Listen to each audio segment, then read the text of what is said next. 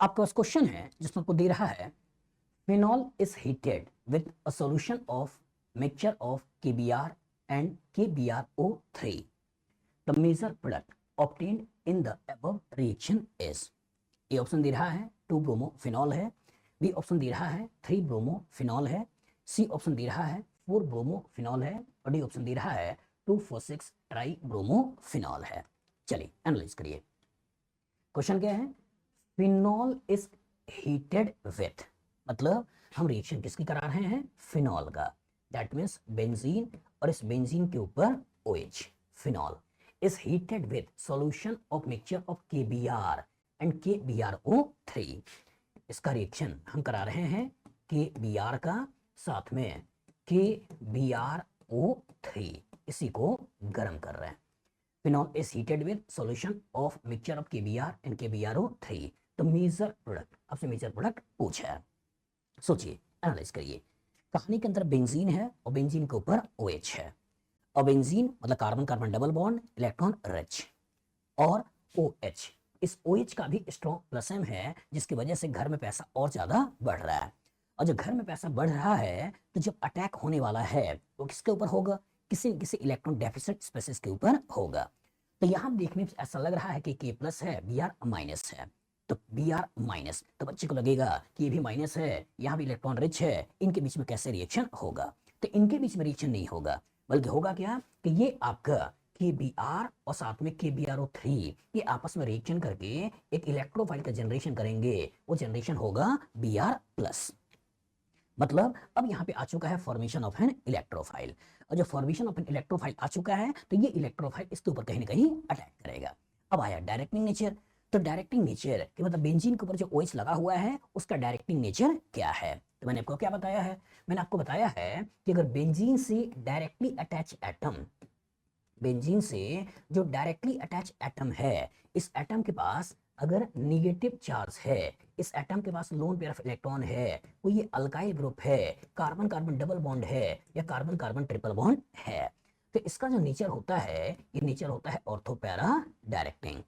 लेकिन अगर कभी बेंजीन से डायरेक्टली अटैच एटम, बेंजीन से जो डायरेक्टली अटैच एटम है, इस एटम के पास अगर पॉजिटिव चार्ज है या मल्टीपल बॉन्ड है with more electronegative atom, more electronegative atom without lone pair, उसके पास कोई लोन पेयर ऑफ इलेक्ट्रॉन नहीं है, तो इसका जो नेचर होता है ये नेचर क्या होता है? Meta directing. तो एनालाइज करो. यहाँ बेंजीन है, बेंजीन के ऊपर OH है, ऑक्सीजन के पास लोन पेयर ऑफ इलेक्ट्रॉन है, तो इसका नेचर कैसा होता है? Ortho para directing. तो इसका मतलब बच्चा हो सकता है जल्दबाजी में इसके ortho electron rich, para electron rich, ortho electron rich, तो हो सकता है इलेक्ट्रोफाइल यहां लगा दे और आपको बोल दे 2 ब्रोमोफिनॉल. आपको आंसर दिखाई देगा 2 ब्रोमोफिनॉल. हो सकता बच्चा इसके ऑर्थो पैरा डायरेक्टिंग नेचर के बेसिस पर OH यहाँ पे ये Br यहाँ लगा दे और इसके बेसिस पर 4 ब्रोमोफिनॉल बना ले. लेकिन इंपॉर्टेंट क्या है? इंपॉर्टेंट ये है कि इस OH का प्लस में बहुत ज्यादा होता है. IT का 2004 का एक आपका सब्जेक्टिव क्वेश्चन जिसमें उन्होंने क्वेश्चन दिया था, उसी को रेफरेंस लेकर आपको समझाते हैं. उन्होंने क्या बोला था? A compound A with molecular formula C5H10O which on acid hydrolysis produces compound B and C.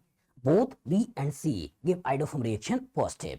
ठीक है. अब उसकी बात अब डाटा देते हैं कि the reactivity of A is 10 raised to the power 15 times that of ethene. और आपसे पूछा था कि बताइए what is the structure of A, B and C. तो इसका जो स्ट्रक्चर निकल के आता है वो स्ट्रक्चर कुछ ऐसे निकल कर आता है. मतलब इस कार्बन कार्बन डबल बॉन्ड को इस OR का प्लस M है जो पैसा दे रहा है. अब सोच सकते हैं कि OR का प्लस M अगर इतना ज्यादा पैसा दे रहा है, इसके कार्बोकेटाइन को इतना ज्यादा स्टेबल बना रहा है, और OR के प्लस M से भी ज्यादा होता है आपका OH का प्लस M. जो OH का प्लस M OR का प्लस M से भी ज्यादा होता है, तब सोच सकते हो कि इस OH की वजह से इसका ऑर्थो पैरा कितना ज्यादा इलेक्ट्रॉन रिच हो चुका है. अच्छा, ortho para highly electron rich हो चुका है तो इसका मतलब जब ब्रोमीन के ऊपर अटैक करोगे तो इसके कॉरस्पॉन्डिंग केवल ऑर्थो पे या केवल पैरा पे आपका Br नहीं आएगा, बल्कि ऑर्थो पे भी आएगा, दोनों वाले, और साथ में पैरा पर भी आएगा. तो हमें लास्ट में जो प्रोडक्ट मिलने वाला है ये क्या मिलने वाला है? 1 2 3 4 5 6 हमें मिलने वाला है 2,4,6 ट्राइब्रोमोफिनॉल. मतलब हमारा प्रोडक्ट केवल 2 ब्रोमोफिनॉल या 4 ब्रोमोफिनॉल नहीं होगा, बल्कि क्या होगा 2,4,6 ट्राई ब्रोमोफिनॉल। तो आंसर क्या हो गया डी। तो कॉन्सेप्ट एकदम क्लियर हो बेटा कि OH का प्लस बहुत ज्यादा है, और जो OH का प्लस बहुत ज्यादा है तो जो इलेक्ट्रोफाइल का रिएक्शन कराओगे, ब्रोमिनेशन रिएक्शन कराओगे, याद करो ब्रोमीन वाटर, और जो ब्रोमिनेशन रिएक्शन करते हैं तो क्या करते हैं 2,4,6 ट्राई ब्रोमोफिनॉल। बताओ फ्यूचर में क्वेश्चन आएगा, लगा लोगे? गुड। आपके पास क्वेश्चन है जिसमें दे रहा है phenol when heated with concentrated nitric acid gives A option ortho nitrophenol, B option para nitrophenol, C option nitrobenzene और D option 2,4,6 tri nitrophenol. Analyse करिए। क्वेश्चन क्या है? फिनॉल। क्वेश्चन क्या है? फिनॉल मतलब बेंजीन और इस बेंजीन के ऊपर OH। Phenol when heated with concentrated nitric acid, when heated with concentrated nitric acid, heat करते हैं concentrated nitric acid से, gives A orthonitrophenol, paranitrophenol, nitrobenzene और 2,4,6 ट्राइनाइट्रोफिनॉल। एनालाइज करिए, सोचिएगा। बेंजीन अगेन इलेक्ट्रॉन रिच और उस पे भी OH, बेंजीन के ऊपर OH और OH का स्ट्रॉन्ग प्लस M, और अगर अपने स्ट्रॉन्ग प्लस M से पैसा दे रहा है तो किस किस पोजीशन को पैसा दे रहा है? A double bond B, C के पास लोन पेयर, पैसा यहाँ है। A double bond B, C के पास निगेटिव, पैसा यहाँ है। A double bond B, C पे निगेटिव, पैसा यहाँ है। मतलब इस OH के स्ट्रॉन्ग प्लस M की वजह से आपका ortho para position highly electron rich है। अच्छा, ortho para position highly electron rich है तो इलेक्ट्रोफाइल जो फॉर्म होगा वो इलेक्ट्रोफाइल कहाँ रिएक्शन करेगा? वो इलेक्ट्रोफाइल इन्हीं पोजीशन पे रिएक्शन करेगा। तो ये जो कंसंट्रेटेड नाइट्रिक एसिड है मतलब कहानी के अंदर केवल और केवल है क्या? Nitric acid. और ये आपने जो नाइट्रिक एसिड बनाया और दूसरा ऐसे ही एक नाइट्रिक एसिड बना दे हैं तो कहानी के अंदर ये किरदार चलाया। तो एक नाइट्रिक एसिड काम करता है एसिड का और एक नाइट्रिक एसिड काम करता है बेस का, और ऑटो एसिड बेस रिएक्शन होता है, ये इस प्रोटॉन को खींच लेता है और खींचने के बाद इसी को वाटर के रूप में निकाल देता है। और जो वाटर के रूप में निकाल दिया तो यहाँ के corresponding NO2 plus nitronium ion बन गया, और नाइट्रोनियम आयन बन गया मतलब इलेक्ट्रोफाइल का फॉर्मेशन हो गया। तो फॉर्मेशन ऑफ एन इलेक्ट्रोफाइल हो चुका है। जब फॉर्मेशन ऑफ एन इलेक्ट्रोफाइल हो चुका है तो दूसरा होगा क्या? Attack of an electrophile. अब आप में प्रोटॉन निकल जाएगा, डीप्रोटोनेशन। अब क्वेश्चन आया कि सर क्या इस OH की वजह से केवल NO2 यहाँ या केवल NO2 यहाँ आएगा? नहीं, यही कहानी का ट्विस्ट है। IT एडवांस उसमें जी हुआ करता था 2004। इसमें इन्होंने एक सब्जेक्टिव क्वेश्चन पूछा था। क्या पूछा था? A compound A with molecular formula C5H10O which on acid hydrolysis produces compound B and C. Both B and C give iodoform reaction positive. अब वो डाटा देते हैं कि the reactivity of A is 10 raised to the power 15 times that of ethene. अब पूछते हैं कि बताइए what is the structure of A, B and C. तो इसका जो स्ट्रक्चर निकल के आता है बेटा वो स्ट्रक्चर कुछ इस तरह से निकल कर आता है। मतलब कि इस कार्बन कार्बन डबल बॉन्ड को OR का स्ट्रॉन्ग प्लस M है जो पैसा दे रहा है, और OR का प्लस M कितना पैसा दे रहा है? 10 raised to the power 15। और जब आपको प्लस M का ऑर्डर मैंने आपको बताया होगा तो मैंने क्या बताया? OH का प्लस M OR का प्लस M से भी ज्यादा है। अच्छा, OH का प्लस M OR का प्लस M से भी ज्यादा है तो सोचिए इसका देने का पावर इसके देने का पावर से भी ज्यादा है, और इसका भी अपने आप में ही बहुत ज्यादा है। और जब ये अपने आप में ही बहुत ज्यादा है तो जिसकी वजह से ortho para position highly electron rich हैं, और जो हाईली इलेक्ट्रॉन रिच हैं तो ये electrophile at a time attack करते हुए क्या बना लेगा? 2,4,6 ट्राई नाइट्रोफिनॉल। मतलब ये तो फिनॉल है ही, यहाँ भी NO2 का आपको जोड़ना है, यहाँ भी आपको NO2 को जोड़ना है, और यहाँ भी आपको NO2 को जोड़ना है। तो जो प्रोडक्ट बनाना है वो क्या बनाना है? वो प्रोडक्ट बनाना है 2,4,6 ट्राई नाइट्रोफिनॉल। अब ये देख लो, ए में बोल रहा है ऑर्थोनाइट्रोफिनॉल भूल जाओ, बी में बोल रहा है पैरानाइट्रोफिनॉल भूल जाओ, सी में बोल रहा है नाइट्रोबेंजीन भूल जाओ, लेकिन डी में बोल रहा है 2,4,6 ट्राई नाइट्रोफिनॉल। तो यही हमारा क्या हो गया? आंसर। तो बताओ फ्यूचर इस तरह का क्वेश्चन आएगा, लगा लोगे? गुड। आपके पास क्वेश्चन है phenol on heating with chloroform and aqueous alkali forms A salicylaldehyde, B benzaldehyde, C salicylic acid और डी बेंजोइक एसिड। एनालाइज करिए। क्वेश्चन क्या है? फिनॉल। हमने रिएक्शन किसका कराना है? फिनॉल का। तो phenol on heating with chloroform, on heating with chloroform. तो जब हम क्लोरोफॉर्म का स्ट्रक्चर बनाएंगे तो होगा CHCl3 एंड एक्वस अल्कली, मतलब इन प्रेजेंस ऑफ बेस की मौजूदगी में हम रिएक्शन करा रहे हैं, फॉर्म्स। सोचिए कोई नेम रिएक्शन याद आ रहा है? When phenol is treated with chloroform in presence of base give. कुछ याद आया? कुछ याद आया कि when phenol is treated with chloroform in presence of base give salicylaldehyde as a major product. This reaction is called as, कौन सा reaction है ये? रिएक्शन आपका होता है रिमर-टिमन रिएक्शन। इसमें आगे तो इसके मैकेनिज्म में थोड़ा देख लेते हैं। तो जब फिनॉल का रिएक्शन है, इनडायरेक्टली बेंजीन का पाई इलेक्ट्रॉन का रिएक्शन है, इसका मतलब हाइड्रोजन हट के यहाँ पे CHO आया है, फॉर्मेलिजेशन रिएक्शन है, इलेक्ट्रोफिलिक सब्स्टिट्यूशन रिएक्शन है। तो 3 स्टेप में रिएक्शन प्रोसीड करता है। कौन कौन से? Formation of an electrophile, attack of an electrophile और डीप्रोटोनेशन। तो होगा क्या कि जो क्लोरोफॉर्म और बेस है, तो क्लोरोफॉर्म को अगर मैं ऐसे लिख दूं और इसके पास अगर देखूं तो एसिडिक हाइड्रोजन दिखाई दे जाएगा, और सिस्टम में बेस है तो बेस करेगा क्या? बेस इसी प्रोटॉन को खींचेगा और खींचने के बाद ये ट्राई क्लोरो कार्बोनायन बना देगा, और इसी ट्राई क्लोरोकार्बोनायन से फिर से Cl निकल जाता है और Cl निकलकर डाई क्लोरोकार्बीन, एक इलेक्ट्रोफाइल बन गया। और जो डाई क्लोरोकार्बीन इलेक्ट्रोफाइल बन गया, अब यही इलेक्ट्रोफाइल कहीं ना कहीं अटैक करेगा। अब कहानी के अंदर है क्या? कहानी के अंदर फिनॉल भी है, और फिनॉल के पास भी एसिडिक हाइड्रोजन है। कि जो बेस है, ये बेस इसके प्रोटॉन को भी खींचेगा, और इसके प्रोटॉन को खींच के भी क्या बनाने वाला है? ये बनाने वाला है फिनॉक्साइड। और जो कहानी के अंदर फिनॉक्साइड बन चुका है, इसकी वजह से इसका ऑर्थो पोजीशन इलेक्ट्रॉन रिच है, और जो ऑर्थो पोजीशन पे अगर मैं इलेक्ट्रॉन को भेज दूं तो कहानी कुछ इस तरीके से बन जाएगी। इसकी वजह से इसका पैरा पोजीशन भी इलेक्ट्रॉन रिच है, और अगर पैरा पोजीशन पे इलेक्ट्रॉन को भेज दूं तो वो कहानी कुछ ऐसी दिख जाएगी। अब चूंकि ऑर्थो इलेक्ट्रॉन रिच हो चुका है और कहानी में इलेक्ट्रोफाइल आ चुका है, तो इसी इलेक्ट्रोफाइल के ऊपर इसका अटैक करा दोगे, और अटैक कराकर स्पेसीज कुछ इस तरीके की बना दोगे। ऐसा बन गया ClCl, और ये हो गया माइनस।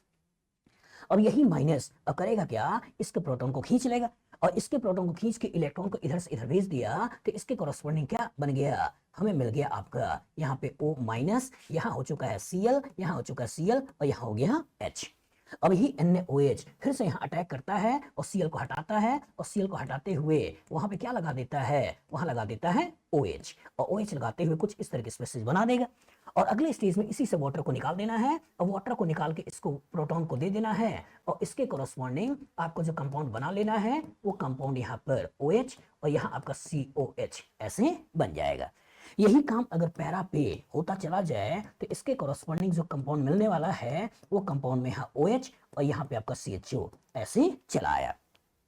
लेकिन यहाँ अच्छी बात क्या है? यहाँ अच्छी बात है कि हाइड्रोजन बॉन्डिंग है, यहाँ अच्छी बात है कि हाइड्रोजन बॉन्डिंग नहीं है।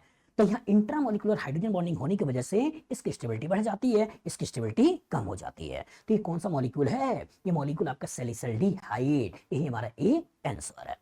क्वेश्चन आया कि सर बेंजल्डिहाइड क्या होता है? तो बेंजल्डिहाइड होता है बेंजीन, और इसी बेंजीन के ऊपर डायरेक्ट हम लगा दे CHO, ये है बेंजल्डिहाइड। तो OH चाहिए ना। तीसरा करें सैलिसिलिक एसिड, तो सैलिसिलिक एसिड क्या होता है? सैलिसिलिक एसिड होता है यहाँ OH और यहाँ आपका COOH, इसको बोलते हैं सैलिसिलिक एसिड। और चौथा बोल रहा है बेंजोइक एसिड, तो बेंजोइक एसिड क्या होता है? बेंजीन, और यहाँ हो गया COOH, ये हो गया बेंजोइक एसिड।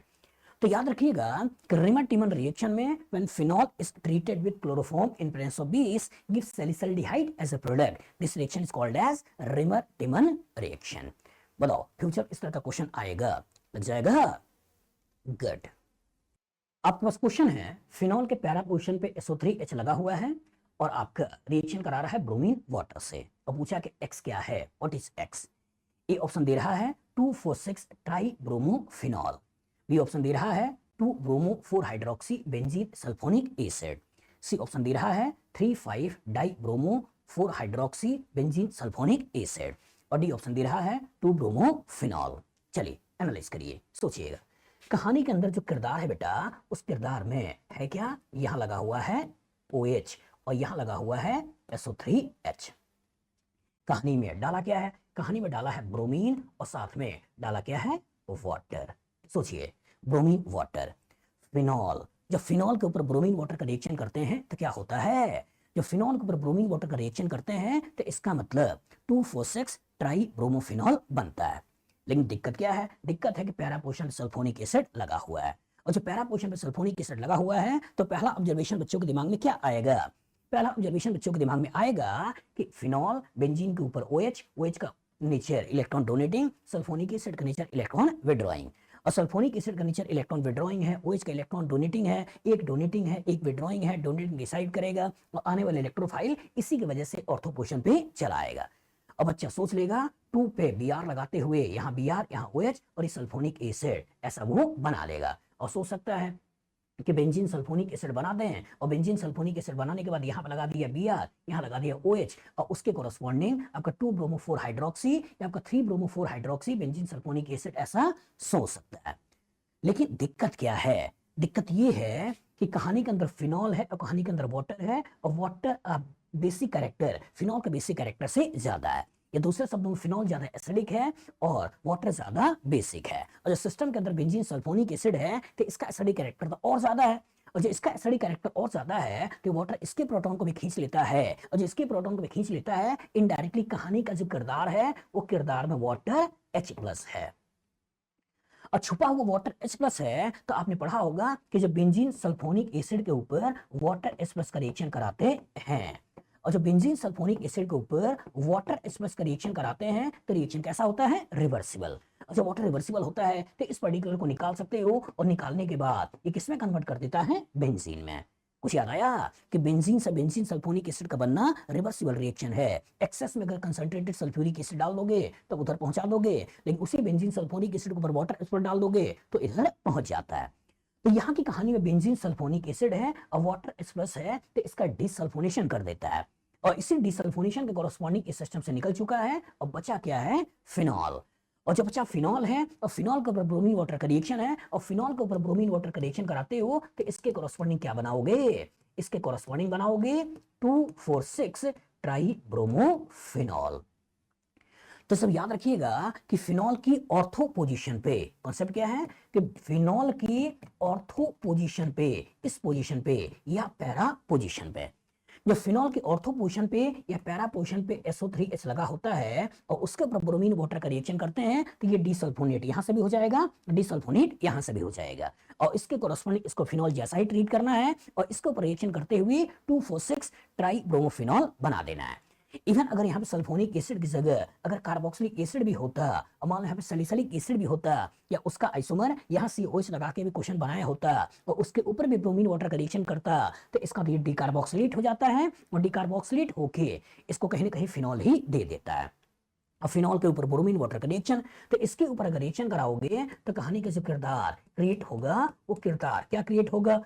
2,4,6 tri bromophenol. तो याद रखिएगा कि केवल फिनॉल हो या फिनॉल की ऑर्थो पैरा पोजीशन पे आपका SO3H या COH ग्रुप लगा हो और इसके ऊपर भी ब्रोमीन वाटर का रिएक्शन कराओगे तो जो प्रोडक्ट मिलने वाला है वो क्या मिलने वाला है? 2,4,6 ट्राई ब्रोमोफिनॉल। अब इसी को मिला लो, ये ऑप्शन में कह रहा है 2,4,6 ट्राई ब्रोमोफिनॉल, यही हमारा आंसर है।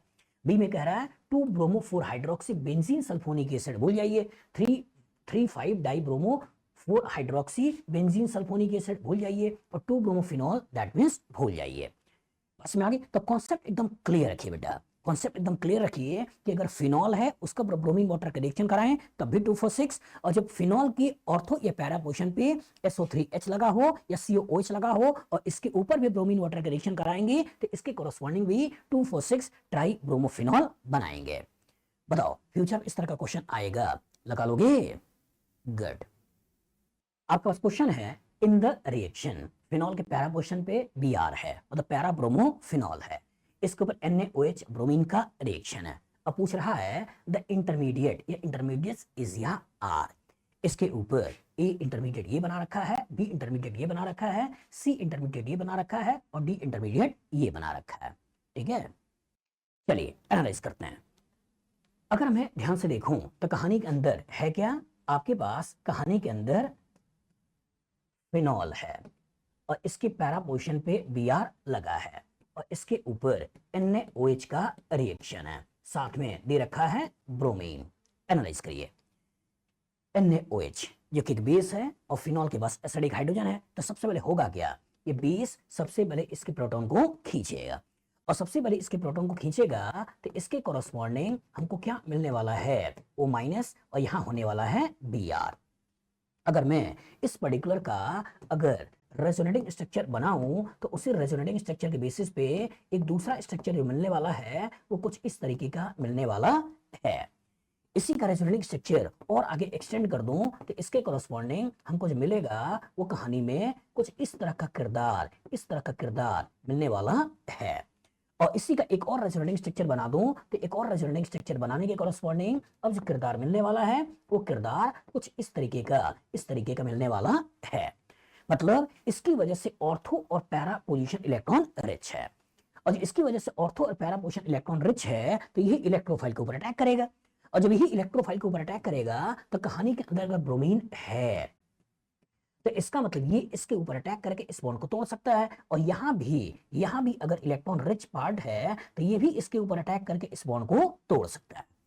तो इसके कॉरस्पॉन्डिंग हम जो स्ट्रक्चर बनाने वाले हैं वो स्ट्रक्चर कैसे बनाने वाले हैं, यहाँ डबल बॉन्ड, यहाँ आपका CO, यहाँ हो गया Br, ऐसे बनाने वाले हैं। यहाँ Br पहले से था, और इसके कॉरस्पॉन्डिंग जो स्ट्रक्चर बनाने वाले हैं वो कहानी में यहाँ CO और यहाँ आपका हो गया Br और यहाँ हो गया आपका Br, ये बनाने वाले हैं।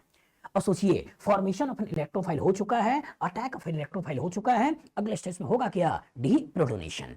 तो डीप्रोटोनेशन तो यही से आपको टोटमराइजेशन करा देना है, और टोटमराइजेशन के कॉरस्पॉन्डिंग हमको जो फाइनली चीजें मिलने वाली है वो कुछ इस तरीके की मिलने वाली है, ये हमको मिलने वाला है।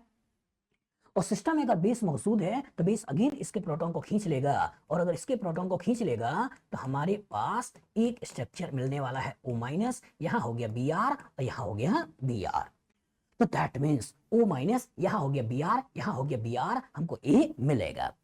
दूसरा, कहानी के अंदर ये भी तो आया है, और जो कहानी के अंदर भी आया है तो दैट मीन्स इसको भी कहीं ना कहीं सोचना है। तो ये IT एडवांस का आया हुआ क्वेश्चन बेटा, ये मल्टीपल करेक्ट क्वेश्चन था, कहानी में इस या आर था, इसके कॉरस्पॉन्डिंग आपको ये और ये दोनों सोचना था।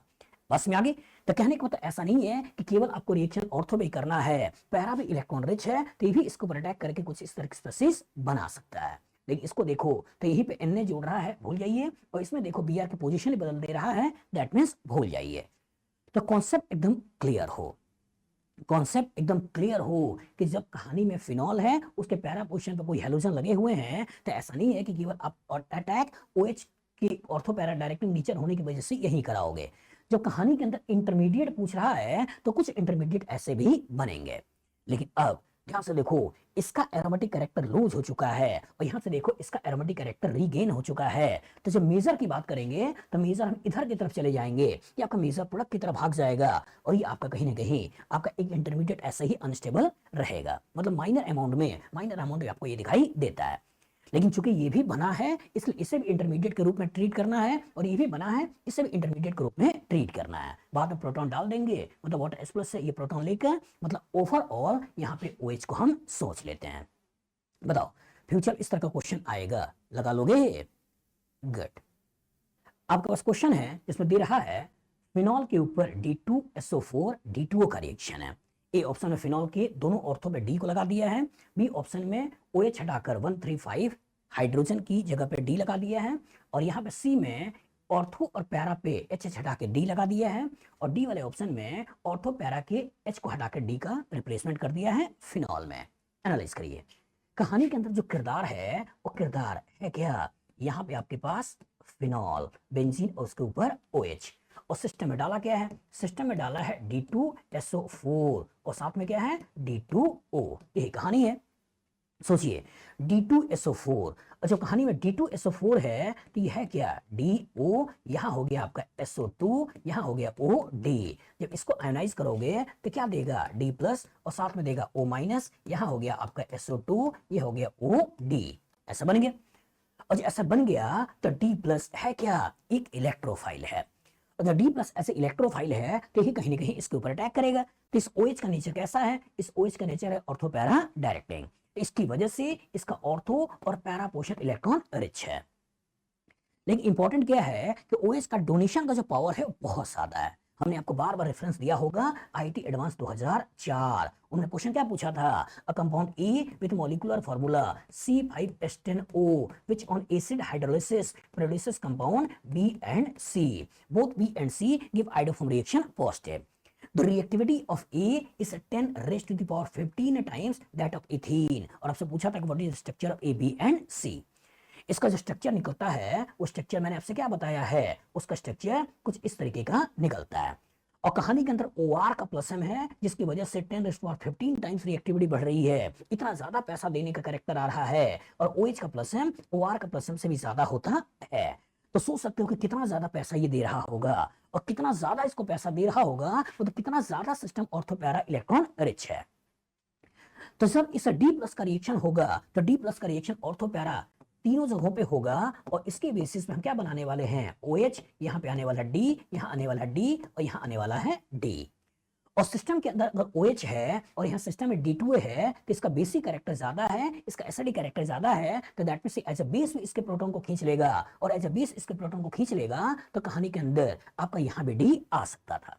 लेकिन अगर ऑप्शन में ऐसा होता तो सोचते, लेकिन कहानी में फिनॉल और फिनॉल ही को लेकर चल रहा है, इसलिए उसका रिप्लेसमेंट मत करवाइए, और उसको इसी रूप में सोच लीजिए। और इसी रूप में सोच लीजिए तो यहाँ पे केवल 2 ही डी है, यहाँ OH गायब है, यहाँ 2 ही डी है, और ये वाली कहानी और वो वाली कहानी सेम है, इसलिए हमारा आंसर कौन सा निकल गया, डी। बताओ फ्यूचर इस तरह का क्वेश्चन आएगा, लगा लोगे? गुड। आपके पास क्वेश्चन है, बेंजीन के इधर NO2 लगा है, यहाँ फिनाइल, ऊपर फिनाइल है OOH, मतलब कोई आपका क्यूमीन के डेरिवेटिव से क्यूमीन हाइड्रोपेरोक्साइड जैसा कुछ बना रखा है, और उस पर वाटर H+ का रिएक्शन है। ए में आपको दे रहा है PHCOPH और फिनॉल है, बी आपको दे रहा है नाइट्रोबेंजीन है, सी ऑप्शन दे रहा है फिनाइल में इधर NO2 है, CO इधर फिनाइल है और फिनॉल है, और डी ऑप्शन में दे रहा है बेंजीन है। सोचिए कहानी का जो किरदार है उस किरदार में है क्या, इधर आपका एक फिनाइल ग्रुप लगा है, इधर आपका दूसरा फिनाइल ग्रुप लगा है, और इधर आपका तीसरा फिनाइल ग्रुप लगा हुआ है।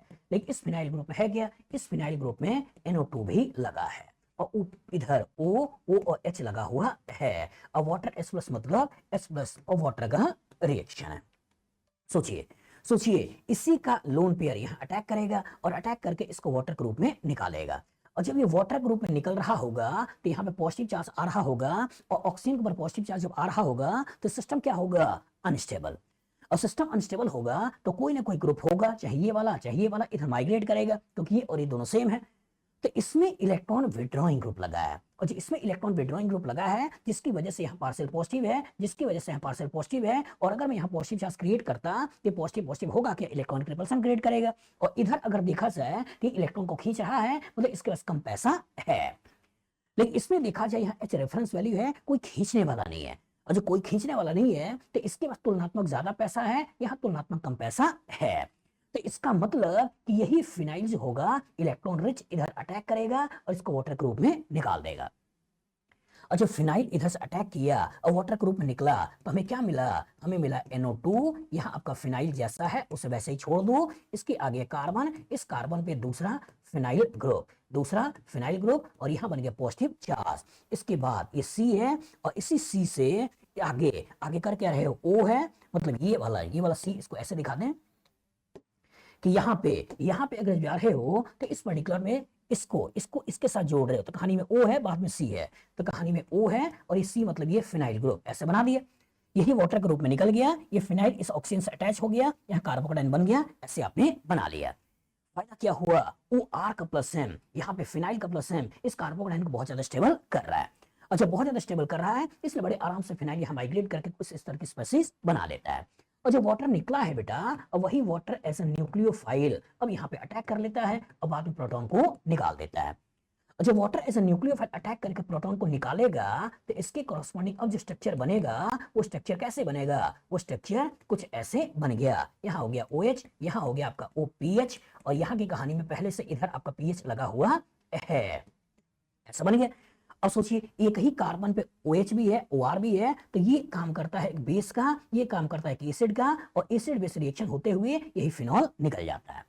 जब यही फिनॉल निकल जाता है तो कहानी से क्या मिला, सोचिएगा NO2, यहाँ पे आपका NO2 है, ये आपका बेंजीन है, ये तो ऐसे ही छोड़ दो। यहाँ हो गया C डबल बॉन्ड O, यहाँ हो गया C डबल बॉन्ड O, और यहाँ पे क्या लगा हुआ है, फिनाइल। ये फिनाइल आपने ऐसे लगा दिया, और निकला क्या है, निकला है साथ में आपका फिनॉल। अब यही आपको देख लेना है। सोचिए, ये ऑप्शन में कह रहा है फिनॉल तो है, लेकिन साथ में इधर नाइट्रो ग्रुप लगा हुआ नहीं है, जबकि नाइट्रो चाहिए। केवल इसमें केवल नाइट्रो दे रहा है, फिनॉल वाली कहानी नहीं है। यहाँ नाइट्रो है, फिनाइल है, COPH है। नाइट्रो है, फिनाइल है, COPH है, और साथ में फिनॉल है। यही हमारा आंसर है। डी में केवल दे रहा है बेंजीन। तो ये ओरिजिनली है क्या बेटा, कि आपने पढ़ा हुआ है क्यूमीन, और क्यूमीन के ऊपर जो ऑक्सीजन का ट्रीटमेंट करते हैं तो क्यूमीन हाइड्रो पेरोक्साइड। तो क्यूमीन के ऊपर ऑक्सीजन का ट्रीटमेंट करते हैं तो क्या बनाता है, ये बनाता है क्यूमीन हाइड्रो पेरोक्साइड, ऐसा बना देता है। तो इसी को लेते हुए या इसी को डेराइव करते हुए स्ट्रक्चर बनाया है।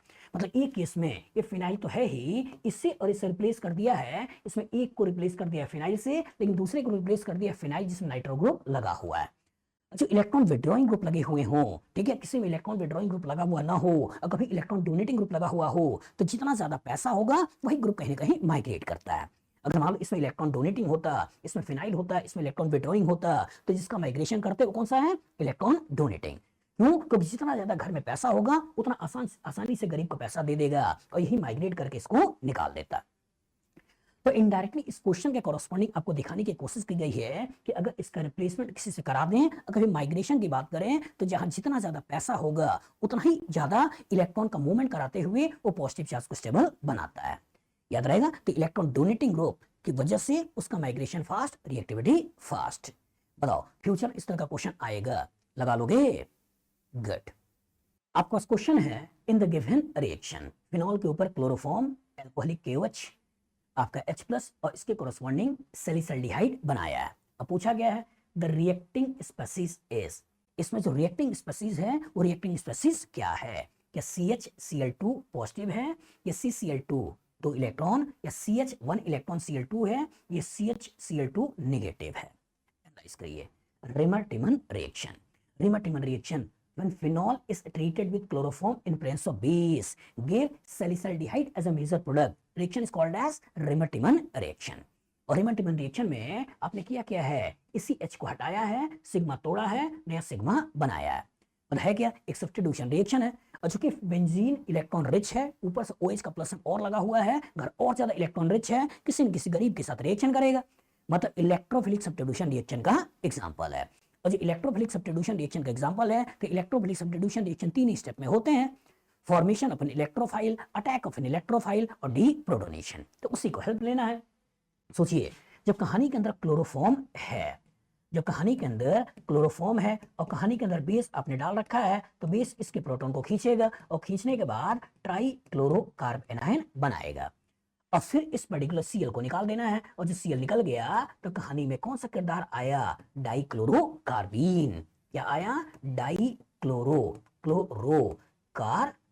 तो यहां से डाइक्लोरोकार्बीन आ गया। अब यही डाइक्लोरोकार्बीन एक इलेक्ट्रॉन डेफिशिएंट स्पीसीज, यही एक इलेक्ट्रोफाइल फिनॉल के ऊपर अटैक करेगा। लेकिन दिक्कत क्या है कि फिनॉल के पास भी एसिडिक हाइड्रोजन है, और जब फिनॉल के पास भी एसिडिक हाइड्रोजन है, वो सिस्टम में अपना बेस डाल रखा है कि इसके भी प्रोटॉन को खींचेगा, और खींचने के बाद ये क्या बनाएगा, ये बनाएगा फिनॉक्साइड।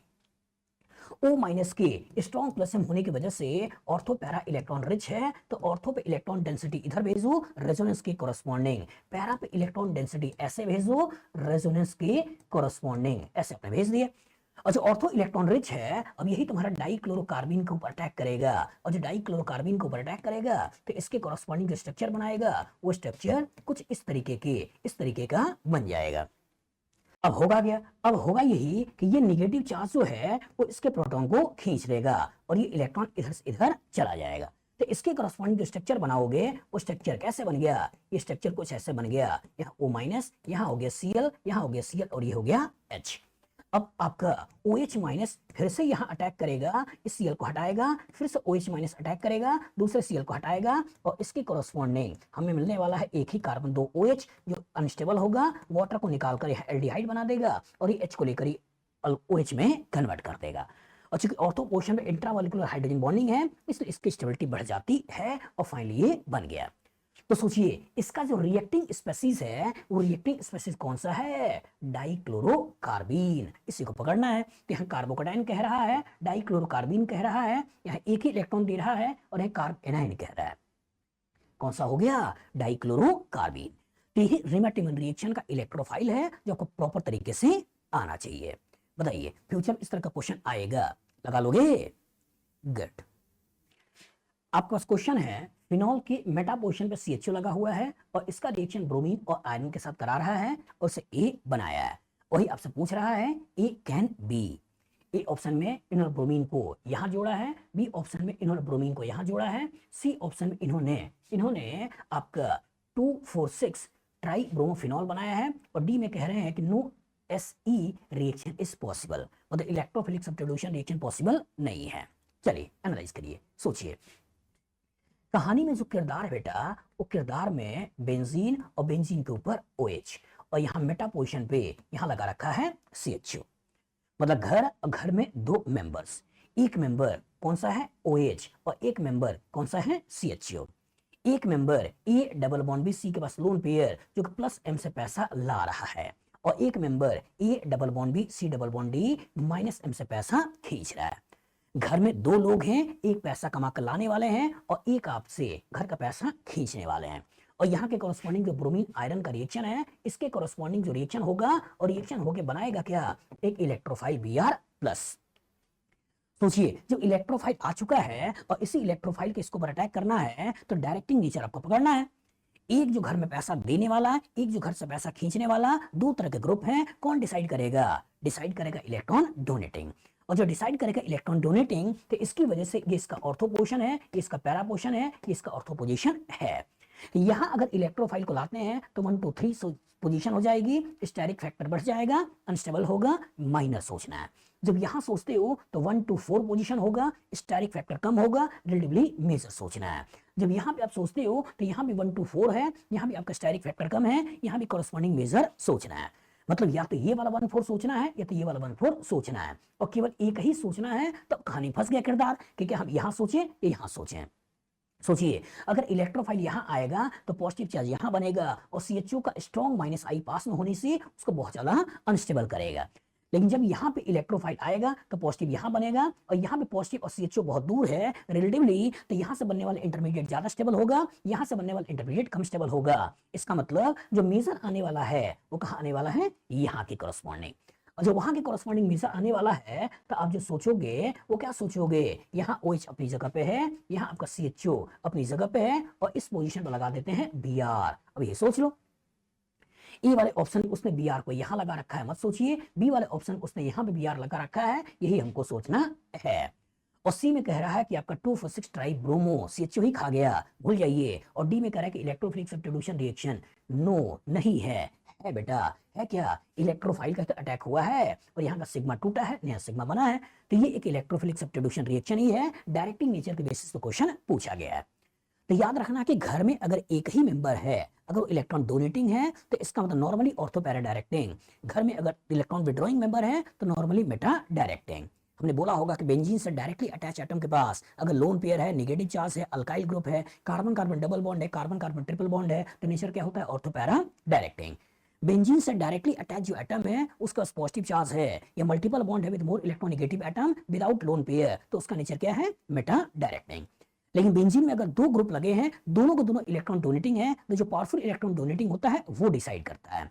एक इलेक्ट्रॉन डोनेटिंग है, एक इलेक्ट्रॉन विड्रॉइंग है, तो जो डोनेटिंग होता है वो डिसाइड करता है। और दोनों को दोनों इलेक्ट्रॉन विड्रॉइंग है तो वीक इलेक्ट्रॉन विड्रॉइंग होता है, वो डिसाइड करता है कि आने वाले इलेक्ट्रोफाइल कहां पर आएगा। तो बताओ, फ्यूचर इस तरह का क्वेश्चन आएगा, लगा लोगे? गुड। आपके पास क्वेश्चन है, phenol reacts with bromine in CH2 at low temperature to give। A option है मेटा ब्रोमोफिनॉल, बी ऑप्शन है ortho and para bromophenol, C option है पैरा ब्रोमोफिनॉल और डी ऑप्शन है 2,4,6 ट्राई ब्रोमोफिनॉल। एनालाइज करिए। Phenol reacts with, मतलब हमारी कहानी का जो किरदार है वो किरदार कौन है? Phenol. Phenol reacts with bromine, किसके साथ रिएक्शन कर रहा है? ब्रोमीन के साथ। इन CH2 एट लो टेम्परेचर, कहां पर है? At low temperature to give. सोचिए, दो रिएक्शन आपको बहुत अच्छी तरीके से आना चाहिए कि जब कह रहा है कि when phenol is treated with bromine water, तो इसकी कहानी अच्छी तरीके से आनी चाहिए। और जब कह रहा है कि ब्रोमीन CH2, इसकी कहानी भी प्रॉपर तरीके से आनी चाहिए। तो जब कहानी में ब्रोमीन वाटर होता है तो इस OH की ऑर्थो पैरा डायरेक्टिंग नेचर और स्ट्रॉन्ग प्लसन की वजह से जो इलेक्ट्रोफाइल आता है वो 2 4 6 तीनों पोजीशन पे आता है, और जब तीनों पोजीशन पे आता है तो इसके कॉरस्पॉन्डिंग आपको सोचना है 2 4 6 ट्राई ब्रोमोफिनॉल। लेकिन जो कहानी का मीडियम CH2 का होता है तो इसकी रिएक्टिविटी कम हो जाती है, और रिएक्टिविटी कम होने की वजह से अब जो इलेक्ट्रोफाइल आता है वो केवल ऑर्थो एंड पैरा पर आता है, और जब केवल ऑर्थो एंड पैरा पे आता है तो इसके कॉरस्पॉन्डिंग आपको दो प्रोडक्ट सोचने हैं। एक प्रोडक्ट में आपको Br को यहां सोचना है, और दूसरे प्रोडक्ट में आपको Br को आपको इस पोजीशन पर सोचना है। मतलब कि 2 ब्रोमोफिनॉल सोचना है और 4 ब्रोमोफिनॉल सोचना है। तो कॉन्सेप्ट एकदम क्लियर हो बेटा कि जब फिनॉल के ऊपर ब्रोमीन CH2 का रिएक्शन की बात करोगे तो ऑर्थो एंड पैरा ब्रोमोफिनॉल सोचिए, लेकिन जब फिनॉल के ऊपर ब्रोमीन वाटर की बात करोगे तो इसके कॉरस्पॉन्डिंग 2 4 6 ट्राई ब्रोमोफिनॉल की बात करिए। तो ये ऑप्शन बोल रहा है मेटा ब्रोमोफिनॉल, भूल जाइए। इसमें बोल रहा है ऑर्थो एंड पैरा ब्रोमोफिनॉल, तो ऑर्थो एंड पैरा ब्रोमोफिनॉल यही हमारा आंसर है। और सी में बोल रहा है कि पैरा ब्रोमोफिनॉल, केवल पैरा वाला नहीं, और डी बोल रहा है 2 4 6 ट्राई ब्रोमोफिनॉल, मतलब इसकी बात कर रहा है, मतलब नहीं सोचना है। तो ये डिफरेंस है जो कि आपको क्लियर होना चाहिए बेटा कि जो फिनॉल का रिएक्शन ब्रोमीन CH2 के साथ है तो ऑर्थो एंड पैरा सोचना है, लेकिन ब्रोमीन का रिएक्शन वाटर के साथ है तो 2 4 6 ट्राई ब्रोमोफिनॉल सोचना है। बताओ फ्यूचर इस तरह का क्वेश्चन आएगा, लगा लोगे? गुड।